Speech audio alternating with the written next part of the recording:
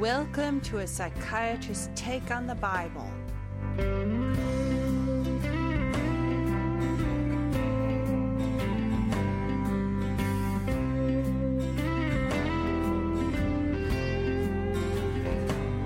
This podcast does not provide psychiatric, medical, or professional advice, opinion, treatment, or counseling. It contains general information for educational purposes only and is not a substitute for psychiatric, medical, or professional care. It does offer a unique "so what" take on the Bible of a board-certified psychiatrist who is also an ordained minister.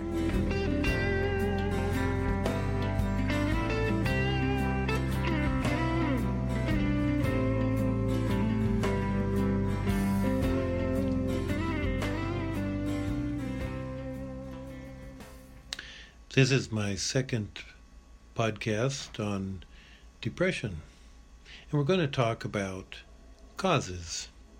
I mentioned in the first podcast that depression is almost an inevitable element of being godly. We need to see the pain and problems of the world. We need to care. We need to try. But we have to learn to rest in grace the whole time, and that is not easy to learn. And so many of the greats over the years have become badly depressed until they learn that lesson.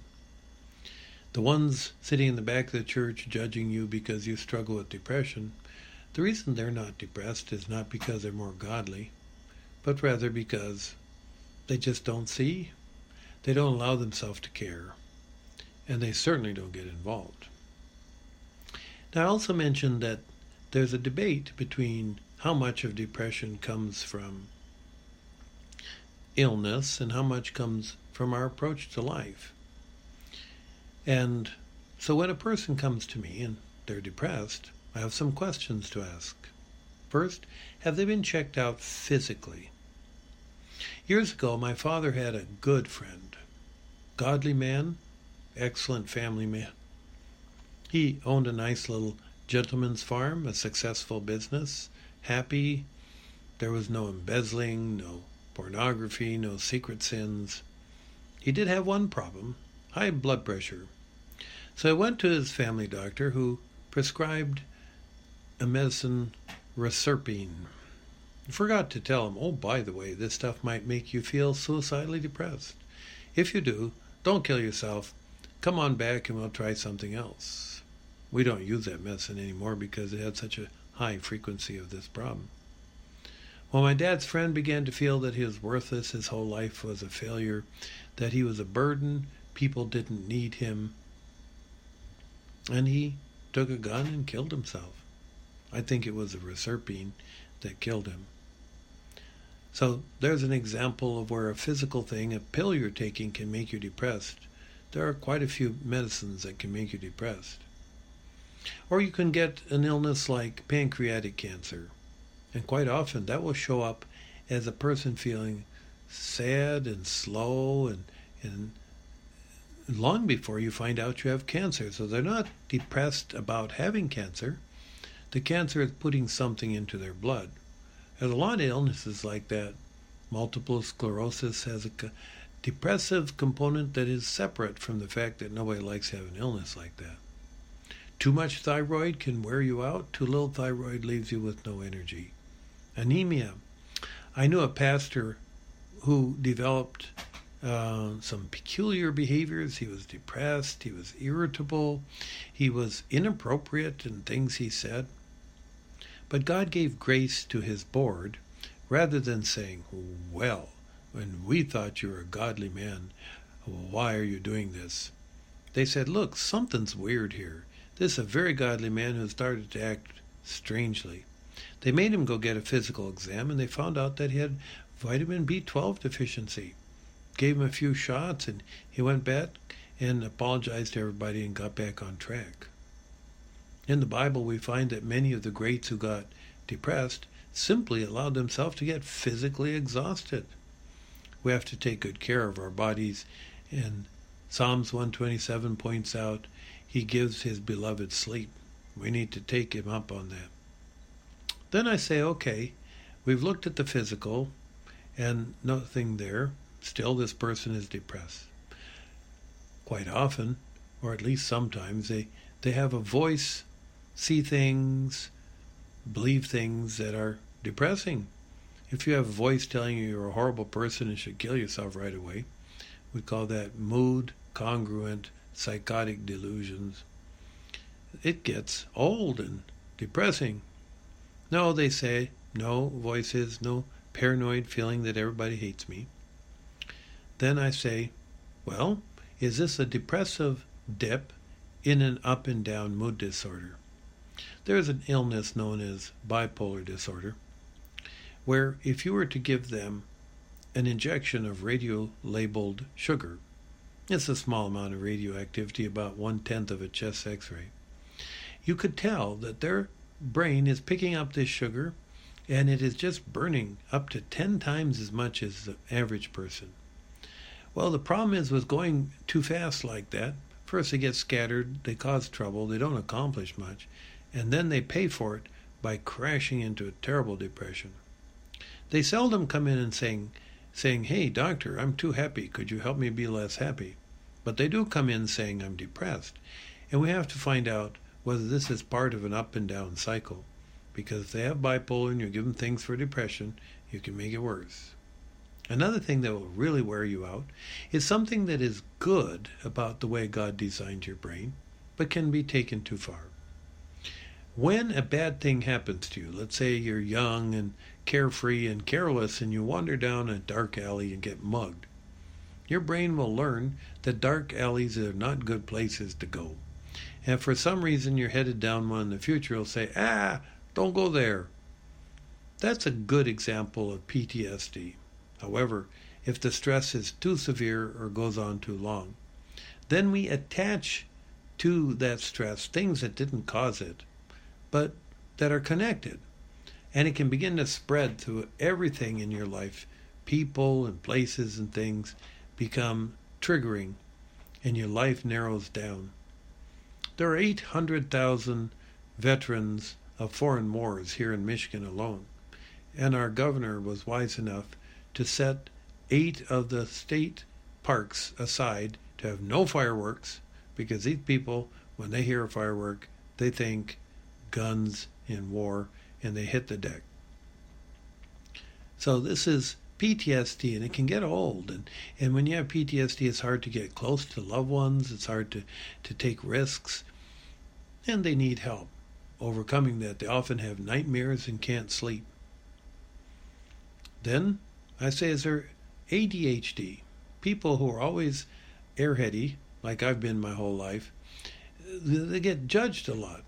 I think one of the most frequent thing I heard is, well, if you're so smart, how come you can't remember this? And how come you can't remember that? Well, because I can't.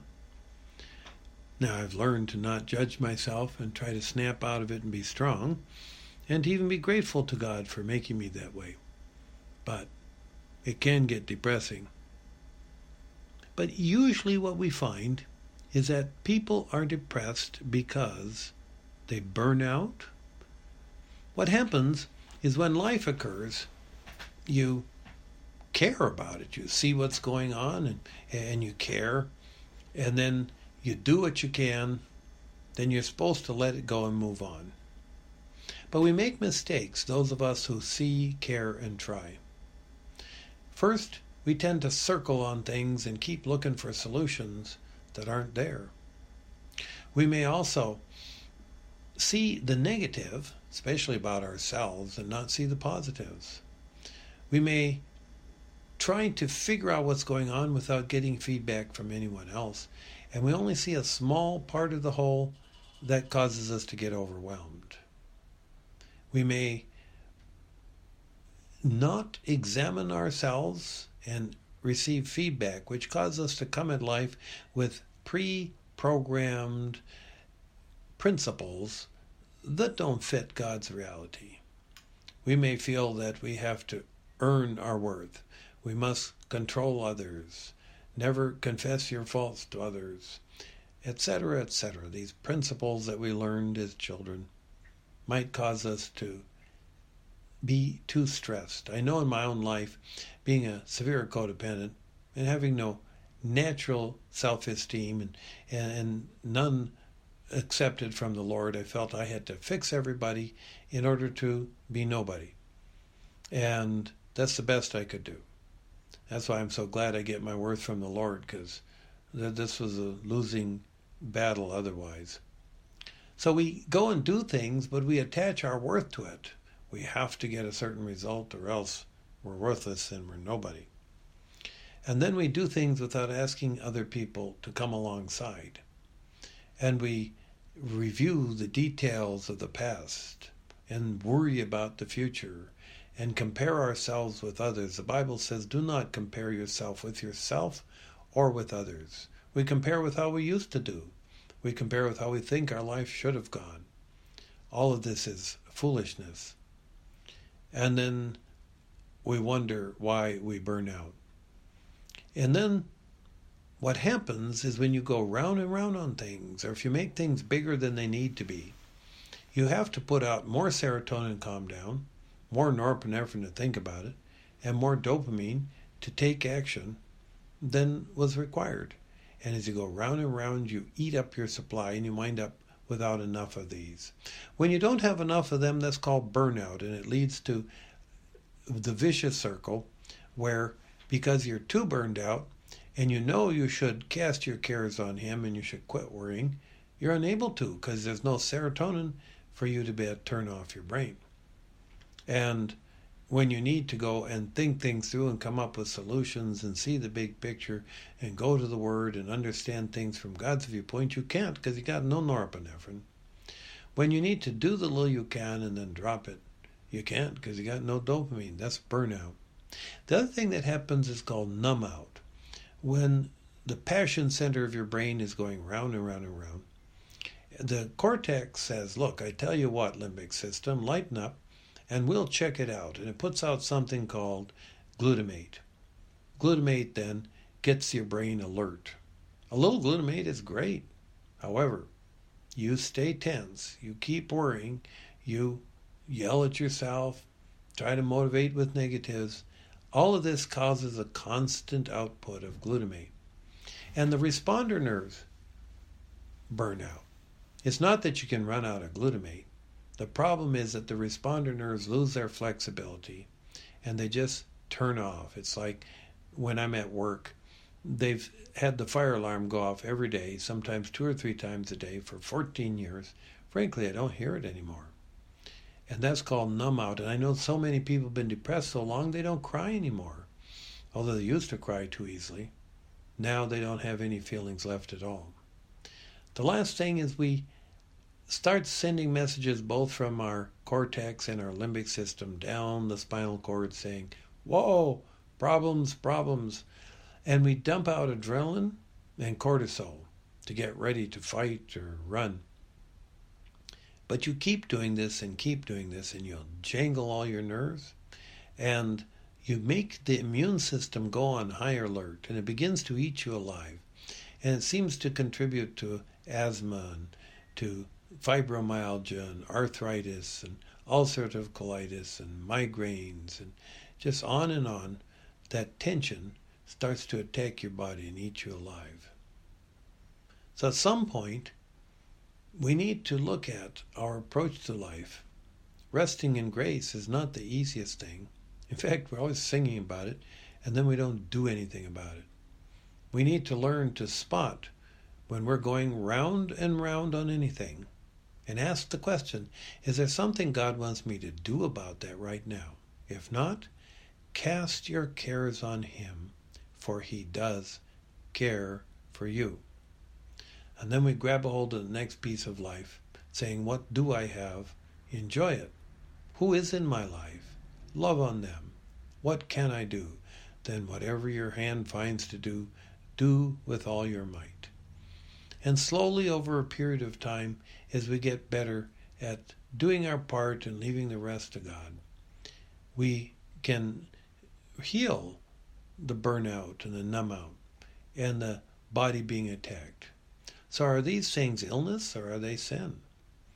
Well, there's an interplay. I don't care what illness you've got, whether it's bipolar or schizophrenia or bad thyroid or something else.